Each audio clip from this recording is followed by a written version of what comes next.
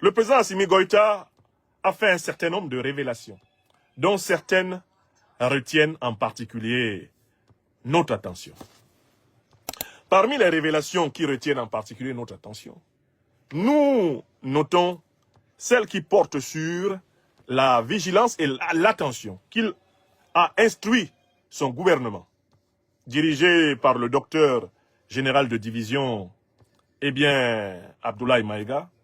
Il a instruit son gouvernement de suivre de très près l'évolution d'un phénomène qui jusqu'ici était clandestin, un phénomène caché, un phénomène larvé, un phénomène camouflé, un phénomène que nous observons dans tout le Sahel et que nous observons dans toute l'Afrique noire, de confession musulmane. Quel est ce phénomène?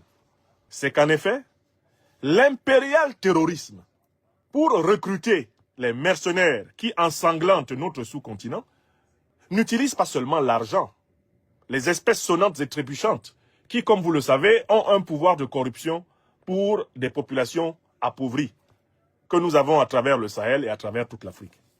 Pendant longtemps, pour comprendre le recrutement des troupes mercenaires d'Al-Qaïda et de l'État islamique au sein de nos propres populations africaines, on a utilisé exclusivement le paradigme économique. On disait que les jeunes terro-impérialistes qui sont recrutés en Mauritanie, au Mali, au Sénégal, au Burkina Faso, au Niger, en Côte d'Ivoire, au Ghana, au Togo, au Bénin, au Nigeria, au Cameroun, en République centrafricaine, au Tchad. Bref, tous ces jeunes gens qui se retrouvent dans les bandes criminelles d'Al-Qaïda et l'État islamique, quand on se posait la question de savoir pourquoi ils y adhèrent, la réponse dominante c'était ils y adhèrent parce que cela leur permet de gagner de l'argent facilement. Mais enfin, quand même, une carrière de terroriste, c'est une carrière extrêmement dangereuse. Quelqu'un qui veut gagner de l'argent, c'est quelqu'un qui veut jouir de cet argent. Et par conséquent, est-il une âme de mercenaire? Quelqu'un qui adhère à Al-Qaïda et à l'État islamique ne peut pas entièrement trouver sa motivation dans le fait qu'on lui donne de l'argent. Pourquoi? Parce que c'est une carrière extrêmement risquée. Une vie de mercenaire est de moins en moins supérieure en durée à une vie de mouche. Partout à travers le monde et notamment dans le Sahel, une vie de mercenaire dure difficilement un mois.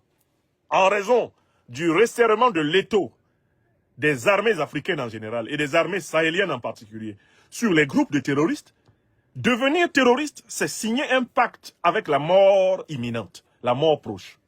Ceci amène donc à poser une question en profondeur. Mais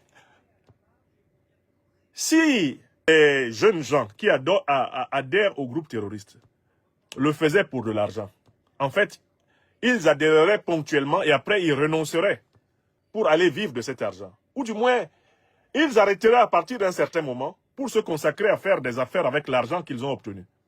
Parce que quelqu'un qui aime l'argent, paradoxalement, ne peut pas profondément s'engager dans une carrière terroriste. Parce que si tu aimes l'argent, et comme les carrières terroristes sont brèves et périlleuses, tu seras mort et ton argent va rester.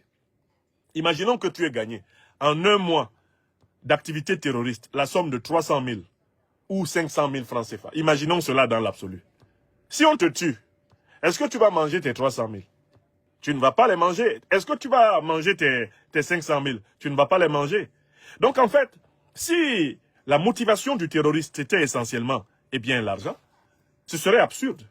Puisqu'en effet, une vie de terroriste étant très brève, l'argent même qu'ils accumulent, cet argent-là, ils n'en jouissent pas. Voilà pourquoi les propos du président Assimi Goïta nous amènent à bien comprendre qu'il n'y a pas que la motivation économique dans l'engagement de nos jeunes gens les plus vulnérables et les plus fragiles dans les groupes terroristes. Il y a une autre motivation, il y a une autre raison qui explique le risque pris par ces jeunes gens de mourir en devenant des mercenaires de l'impérial terrorisme occidental. Quelle est donc cette motivation?